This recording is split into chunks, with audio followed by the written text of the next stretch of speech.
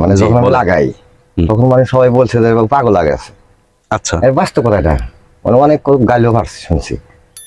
আল্লাহর রহমতে আপনাদের দোয়ায় যতটুক মানে ধৈর্য আল্লাহ দিয়েছিল তার সাথে বেশি চেষ্টা করছি ধৈর্য রাখার নিকে। আচ্ছা, রাগ করিনি, রাগ করলে তো লাভ হবো না, দেখা যাক আল্লাহ ভরসা। মানে মানুষ এই ধরনের কথা কেন বলছে যে আসলে আশেপাশে জায়গা ভালো জায়গা, এই জায়গা এই সুন্দর জায়গা তো কি কচু লাগাইতেছে, আমি লাগাইবার লাইতে কি ভাই। আর আশেপাশে তো বা এই ধরনের কচু আসলে কেউ চাষ করে না, এই প্রথম। আচ্ছা, আল্লাহ ভরসা যা থাকে তাইও ইনশাল্লাহ। এই যে আপনাদের দোয়া দেখতেছেন, মানে এখানে দেখতেছেন গাছের অবস্থা।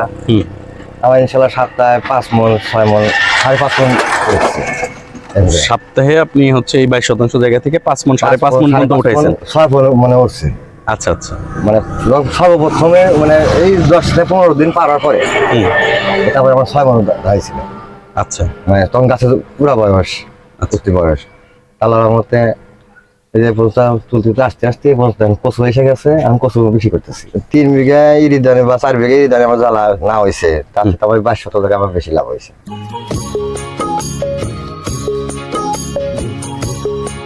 আসসালামু আলাইকুম সুপ্রিয় দর্শক, দূরেও কাছে যে যেখান থেকে দেখছেন সবাইকে শুভেচ্ছা জানাচ্ছি কৃষি আড্ডা চ্যানেলের পক্ষ থেকে। দর্শক, সবসময় তো আসলে আমার চ্যানেলে বিভিন্ন গরু ছাগল হাঁস মুরগির ভিডিও দেখা হয়। তো আজকে আপনাদেরকে নিয়ে এসেছি একটি হচ্ছে কি বলে কৃষি খামার লতিরাজ কচুর খেতে নিয়ে আসছি। শাহ আলম ভাইয়ের, উনি হচ্ছে লতিরাজ কচু চাষ করেছে আমার খুব পাশাপাশি এরিয়া। আপনারা হয়তো অনেকেই জানেন যে আমার বাসা সিরাজগঞ্জ। তো এটাও সিরাজগঞ্জ সদরের মধ্যেই কালিয়া হরিপুরের আপনার হচ্ছে কাজীপাড়া গ্রাম, কালিয়া হরিপুর ইউনিয়ন কাজীপাড়া গ্রাম। তো একটু জানার চেষ্টা করি আসলে লতিরাজ কচু নিয়ে ইদানিং অনেক মানে হচ্ছে, কেউ আসলে প্রতারিত হচ্ছে, কেউ আবার হচ্ছে ভালো চারা পাচ্ছে না, বা এই জাত সম্পর্কে সঠিক ধারণাটা আপনাদেরকে দেওয়ার চেষ্টা করব। যিনি চাষ করেছে ওই চাষির সাথে কথা বলবো এবং আসলে ফলনটা কেমন হচ্ছে, উনি আসলে লাভবান কিনা, এই বিষয়গুলো নিয়ে আপনাদেরকে জানানোর চেষ্টা করব। তো চলুন কথা বলি এই চাষি ভাইয়ের সাথে, শাহ আলম ভাইয়ের সাথে। আলম ভাই কেমন আছেন? আলহামদুলিল্লাহ, ভালো আছেন? জি আছি আলহামদুলিল্লাহ। আসলে এই যে লতিরাজ কচু চাষ করেছেন আপনি, জি, তো এটাই আসলে দর্শকদের জানানোর জন্য যে আপনি যেহেতু একজন মানে বাস্তব চাষ করে অভিজ্ঞতা আমাদের সাথে শেয়ার করতে পারবেন, কিন্তু কারণ যেহেতু আপনি চাষ করতেছেন আসলে মানুষের কাছে কিন্তু জানা যায় যে কি বলে এটা অনেক ভালো চাষ হয়, এটার ফলন বেশি, এটা চাষ করলে 1 বছরে কোটিপতি হয়ে যাবেন, অনেক ধরনের অনেক কথা বলে। তো আপনার কাছ থেকে আসলে আমি জানতে চাচ্ছি যেটা, বা আমার দর্শকদেরকে জানাতে চাচ্ছি যেটা, সেটা হচ্ছে যে লতিরাজ কচু আসলেই ভালো কিনা, এটার ফলন কেমন হয়, এই বিষয়ে একটু জানবো। তার আগে একটু বলবেন যে এটা কতদিন হলো চাষ করতেছেন? এটা 1 বছর আমার হয় নাই, আগের মাসে লাগাচ্ছি। এইবারই প্রথম? এবার প্রথম লাগাচ্ছি। আচ্ছা, কত শতাংশ জমিতে লাগিয়েছেন? 22 জায়গা আছে। 22 জায়গা। আচ্ছা, প্রথমে একটা কথা বললি, মানে যখন আমি লাগাই তখন মানে সবাই বলছে যে পাগল লাগাছে। আচ্ছা, এর বাস্তবতা এটা মানে অনেক গালিও পারছি শুনছি। আল্লাহর রহমতে আপনাদের দোয়ায় যতটুক মানে ধৈর্য আল্লাহ দিয়েছিল তার সাথে বেশি চেষ্টা করছি ধৈর্য রাখার নিকে। আচ্ছা, রাগ করিনি, রাগ করলে তো লাভ হবো না, দেখা যাক আল্লাহ ভরসা। মানে মানুষ এই ধরনের কথা কেন বলছে যে আসলে আশেপাশে জায়গা ভালো জায়গা, এই জায়গা এই সুন্দর জায়গা তো কি কচু লাগাইতেছে, আমি লাগাইবার লাইতে কি ভাই। আর আশেপাশে তো বা এই ধরনের কচু আসলে কেউ চাষ করে না, এই প্রথম। আচ্ছা, আল্লাহ ভরসা যা থাকে তাইও ইনশাল্লাহ। এই যে আপনাদের দোয়া দেখতেছেন, মানে এখানে দেখতেছেন গাছের অবস্থা। আমার ইনশাল্লাহ সপ্তাহে 5 মণ 6 মণ 5.5 মণ করছি। সপ্তাহে আপনি হচ্ছে এই 22% জায়গা থেকে 5 মণ 5.5 মণ পর্যন্ত উঠাইছেন? 6 মণে উঠছে। আচ্ছা আচ্ছা, মানে সর্বপ্রথমে মানে এই 10 থেকে 15 দিন পার হওয়ার পরে তারপরে আমার 6 মণ দাঁড়িয়েছিল। আচ্ছা, মানে তখন গাছের পুরা বয়স, পুষ্টি বয়স। আল্লাহর রহমতে এই যে তুলতে আস্তে আস্তে কচু এসে গেছে, আমি কচু বেশি করতেছি। তার মানে কি এই জাতের এটার কি কচু বিক্রি করা যায়? কচু বেশি করা যায়। তার মানে আপনি লতি নেওয়া শেষ হইলে আবার কচু বিক্রি করবেন? হ্যাঁ, কচু বেশি করতেছি। তাহলে তো খুবই ভালো জাত। এই যে গতকাল আমরা মানে 40 কেজি করছে আমাদের নাতা। আচ্ছা, তো 40 কেজি করছে, আজকেও তুলি ফেলে মনে হয় আলাদা 20 কেজি মতো আসবো। আচ্ছা, আগামীকাল আট করবো, গাছে উঠাই নেই। আচ্ছা আচ্ছা, বুঝতে মানে কচুর সাথে নতুন নিয়ে যাই। আচ্ছা, এখন একটু বলেন তো যে যেহেতু ধরেন এই জাতটা মূলত খুলনার দিকে ভালো, আমি যতটুকু জানি খুলনার ওইদিকে বেশি চাষ হয়, ঠিক আছে, হয়তো বা আরো জায়গায় ছড়িয়ে গেছে, কিন্তু সিরাজগঞ্জে কিন্তু খুবই কম। হ্যাঁ, বা এই উত্তর অঞ্চলে খুবই কম। তো কিছু কিছু জাত আছে যেগুলো ধরেন হচ্ছে এরিয়া ভেদে হচ্ছে ভালো ফলন হয়, আবহাওয়ার কিছু বিষয় থাকে। এখন এই কচু কি আমাদের উত্তর অঞ্চলে ভালো হবে? হ্যাঁ ইনশাল্লাহ ভালো হবে। ভালো হবে, এই আবহাওয়ার সাথে ভালো হ্যাঁ আল্লাহ সেট খেয়ে গেছে এটা। সেট খেয়ে গেছে। আচ্ছা, একটু বলবেন যে চাষের জন্য কেমন জমি লাগে, এটা কি এটা- ধরনের জমি?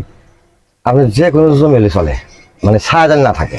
ছায়া থাকা যাবে না? মানে আর কি ফলন কমাইছে। আচ্ছা, আর পানি পানি লাগে কেমন এই জাতের? পানি হালকা পানি দেওয়া লাগে, মানে পানি বাঁধা দরকার পড়ে না, মাটি জানি বিজলি চলে গেল, মাটি ভেজা থাকে। বিজলি চললে আচ্ছা আচ্ছা, বুঝতে মানে পারছি। সবসময় বাঁধানো দরকার পড়ে না। আচ্ছা, এই কতদিন পর থেকে লতি সংগ্রহ করা যায় গাছ লাগানোর? এই প্রায় 2.5 থেকে 3 মাসের ভিতরে আপনার নতুন এসে যায়। 2.5 থেকে 3 মাসের ভিতরে লতি চলে আসে। চলে আসে। আর লতি আপনি কতদিন হলে উঠাইতে পারতেছেন? কয় মাস লতি উঠান এখান থেকে? এই তো রমজান প্রথমে থেকে আমি নতুন পেতেছি ইনশাআল্লাহ। রমজানের প্রথম থেকে, তার মানে প্রায় ধরেন হচ্ছে 4 মাস 4.5 মাস বা 5 মাসের মতো লতি পাওয়া যাচ্ছে নাকি? হ্যাঁ বেশি তো কম হয় না আর কি। বেশি থেকে হ্যাঁ। কম হয় না। এটা এখন তো আমার মানে লতি তো আরো উঠতে আরো তুলবেন আপনি, মানে এখন পর্যন্ত 4 মাস বা 4.5 মাস পর্যন্ত উঠাইছে।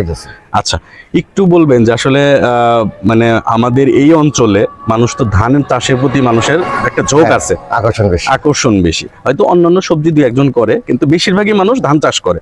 তো আসলে ধান চাষের সাথে যদি এটাকে আমি তুলনা করি, তো সেক্ষেত্রে আপনি কি বলবেন যে আসলে ধান চাষটা লাভবান নাকি এই লতিরাজ কচু চাষ করাটা লাভবান? লতিটাই লাভবান।